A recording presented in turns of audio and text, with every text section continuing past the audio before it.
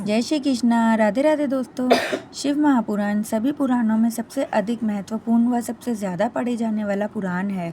शिव महापुराण में शिव जी को पंचदेवों में प्रथम अनादि सिद्ध परमेश्वर के रूप में स्वीकार किया गया है। इस पुराण में भोलेनाथ के जीवन के चरित्र पर प्रकाश डालते हुए उनके रहन सहन, विवाह और उनके पुत्रों की उत्पत्ति के विषय में विशेष रूप से बताया गया है। चलिए अब एकाग्र मन से महादेव का ध्यान करके शिव महापुराण शुरू करते हैं। इस सीरीज़ में हमारे साथ आप जुड़े रहिएगा, क्योंकि हर दिन सुबह 6:30 बजे ये वीडियो आएगी। आइए शुरू करते हैं। शिव पूजन विधि और फल।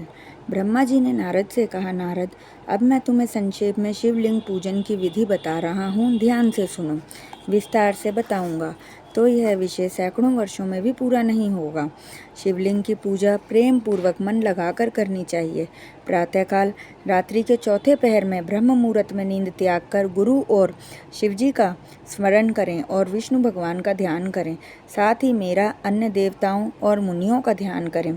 शिव स्तोत्र का पाठ करें। शौचादि से निवृत्त होकर दातुन करें। छठ, मावस और नौमी तिथि के व्रत में दातुन नहीं करनी चाहिए।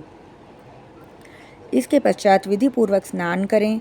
एकांत में संध्या वंदन करें। संध्या वंदन के पश्चात गणेश जी का पूजन करके शिव पूजन करें। आसन पर बैठकर 3 बार पवित्र जल से आचमन करें। शिव जी को स्थापित करके उनका ध्यान करें और आवाहन करें। ध्यान में उनके स्वरूप की इस प्रकार कल्पना करें। उनके 5 मुख हैं। उनके शरीर की शोभा स्फटिक मणि के समान दैदीप्यमान है। उनके अंगों में अनेक प्रकार के गहने सुशोभित हैं। उन्होंने व्याघ्र चर्म ओढ़ा हुआ है। इस प्रकार ध्यान करके ये भावना करें कि मेरा रूप भी इन्हीं के समान हो। प्रणव मंत्र अर्थात ओम से न्यास करें और वेद मंत्रों से जल की धारा छोड़ें। चंदन, पुष्प आदि समर्पित करें। अनेक प्रकार के स्रोतों से उनकी स्तुति करें। इसके पश्चात नमस्कार करके अर्घ देकर उनके चरणों में पुष्प बिखेरें। शिवजी की आराधना करें, पुष्पांजलि अर्पित करें और प्रार्थना करें, हे भोलेनाथ, मैंने जो आपकी पूजा की है वह सफल हो। कृपया आप प्रसन्न होकर मेरी पूजा स्वीकार करें। ऐसा कहकर गले से बम बम महादेव का शब्द स्मरण करें।